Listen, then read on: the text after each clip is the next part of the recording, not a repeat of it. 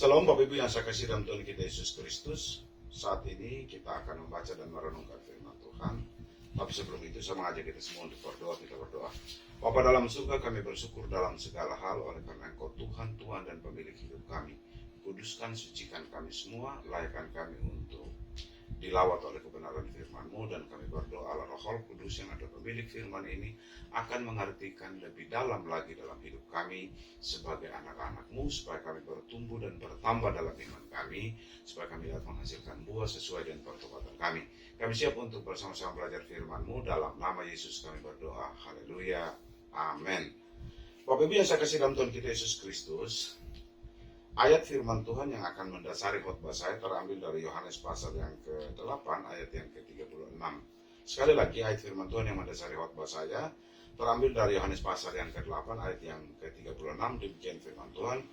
Jadi apabila anak itu memerdekakan kamu, kamu benar-benar merdeka. Sekali lagi, Yohanes pasal 8 ayat 36, demikian firman Tuhan.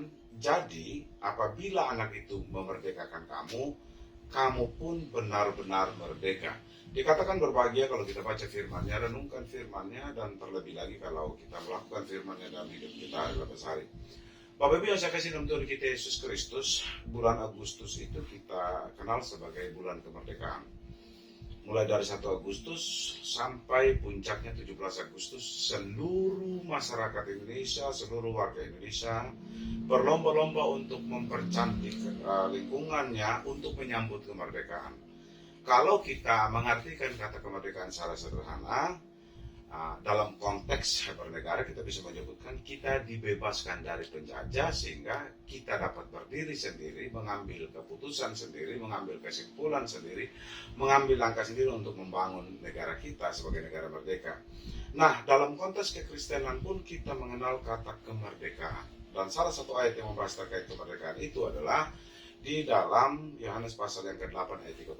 Dan jelas sekali di sini kalau kita melihat dari runtutan kalimat, runtutan kata yang dipakai membentuk kalimat ini, ada beberapa hal penting menjadi perhatian kita. Yang pertama adalah kita berbicara tentang anak, yang kedua kita berbicara tentang kemerdekaan, yang ketiga berbicara tentang kita sebagai orang yang dimerdekakan. Bapak Ibu yang saya kasih dalam Tuhan kita Yesus Kristus, kita tahu bahwa sejak awal manusia jatuh ke dalam dosa, manusia diperbudak oleh dosa.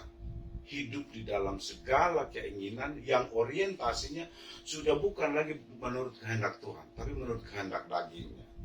Dosa itu membawa kita menjauh dari Tuhan. Dosa membuat kita terpisah dari Allah. Dosa membuat kita hidup tidak lagi dalam kuasa Allah. Karena dengan berbuat dosa manusia menjauhkan dirinya dari Tuhan.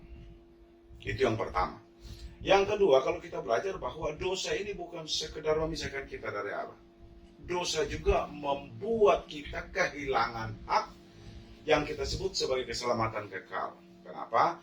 Karena dalam Alkitab jelas mencatat, disebutkan di situ bahwa upah dosa adalah maut. Artinya setiap orang berbuat dosa, maka konsekuensinya adalah maut.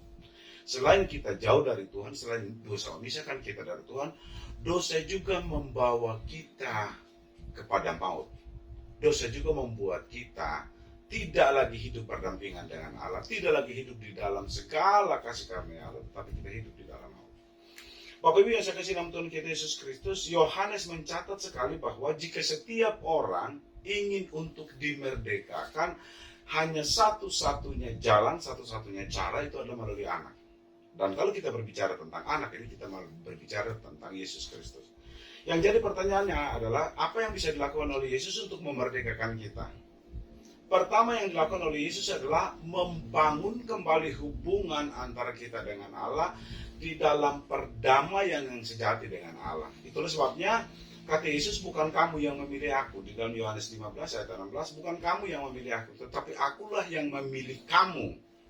Akulah yang mengambil kamu dan akulah yang menempatkan kamu pada jalur kemerdekaan, supaya yang tadinya kita bermusuhan dengan Tuhan, kita jauh dari Tuhan, kita diputuskan hubungan dari Tuhan, dibangun kembali lagi untuk kembali kepada Tuhan, kembali kepada Allah Bapa. Itulah sebabnya Yesus bilang begini, tidak ada jalan lain menuju Bapa kalau tidak melalui aku. Terus sebab Yesus menegaskan bahwa the one and only way menuju kepada Bapa di surga adalah melalui Dia. Itu sebabnya kalau kita bertanya kenapa harus Yesus, karena Dialah satu-satunya yang memberi jaminan kemerdekaan, pemulihan hubungan antara kita dengan Bapa di surga. Itu sebabnya kata kuncinya di sini adalah anak itulah, Yesus itulah yang menjadi kata kunci. Yesus itulah yang menjadi jawaban. Yesus itulah yang menjadi satu-satunya yang dapat membangun hubungan kita dengan Tuhan. Yang kedua, Yesus juga menjadi satu-satunya yang memerdekakan kita dari tuntutan hukum dosa dan hukum maut. Di dalam Roma pasal 8 ayat yang pertama dan ayat yang kedua jelas sekali. Di sana disebutkan bahwa tidak ada penghukuman bagi mereka yang berada di dalam Kristus Yesus. Sekali lagi, tidak ada penghukuman bagi mereka yang berada di dalam Kristus Yesus. Karena apa? Disebutkan juga bahwa Roh memerdekakan kamu, Roh memerdekakan kita semua, Roh memerdekakan setiap orang yang percaya dalam Kristus dari tuntutan hukum dosa dan hukum maut. Itulah sebabnya kalau tadi Kristus sudah mendamaikan kita, memerdekakan kita, membangun hubungan kita kembali kepada Bapa, bukan cuma itu saja yang dikerjakan oleh Yesus dalam rangka untuk memberikan kemerdekaan kepada kita, lebih dari itu adalah hak kita sebagai anak Allah, hak kita sebagai pewaris kerajaan surga diberikan oleh Yesus. Oleh sebabnya di dalam Yohanes pasal 1 ayat 12 disebutkan setiap orang yang percaya diberi kuasa untuk menjadi anak-anak Allah. Setelah kita menjadi anak-anak Allah, ada pernyataan mukadimah kemerdekaan bagi setiap orang percaya di dalam Roma pasal 8 ayat 1 dan kedua. Tidak ada penghukuman bagi mereka yang berada dalam Kristus Yesus sebab Roh memerdekakan kita dari tuntutan hukum dosa dan hukum maut. Bapak Ibu, hari ini kita boleh bersukacita, boleh bersukaria menyambut Hari Kemerdekaan Republik Indonesia.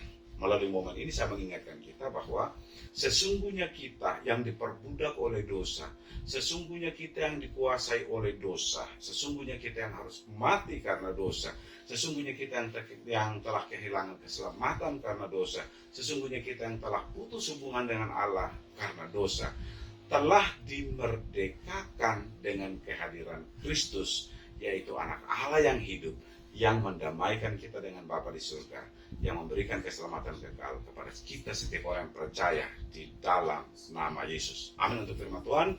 Mari kita berdoa. Bapa di surga, kami bersyukur Engkau memperdengarkan suara-Mu bagi kami. Kami berdoa Engkau sebagai pemilik firman ini akan mengartikan lebih dalam lagi dalam hidup kami supaya kami memahami kebenaran-Mu, berjalan dalam kebenaran-Mu, bahwa Engkaulah yang memerdekakan kami, yang membangun hubungan kami dengan Bapa di surga, dan Engkaulah yang memerdekakan kami dari tuntutan hukum dosa dan hukum maut. Kami bersyukur karena Engkau luar biasa dalam hidup kami. Kami berdoa untuk Bapak Ibu Gembala, Engkau memberkati mereka dalam setiap usaha pekerjaan mereka. Tangan Tuhan yang penuh kuasa dan perkasa yang menyertai mereka dalam segala hal. Berdoa untuk setiap pengurus GBP Taman Firdaus, Engkau memberkati dengan melimpah dalam kehidupan kami semua. Kepada Tuhanlah kami serahkan untuk roh dan jiwa dan nafas kehidupan setiap anggota jemaat kami sepanjang satu minggu depan. Engkau yang akan menuntun, menyertai, yang menjaga, melindungi, memelihara. Engkau yang memberikan yang terbaik, dan setiap kemenangan menjadi bagian yang tidak terpisahkan bagi setiap anggota jemaat kami dan bagi setiap orang yang mendengarkan firman-Mu pada saat ini. Kami memuliakan nama-Mu kekal selama-lamanya. Dalam nama Yesus kami berdoa. Haleluya. Amin.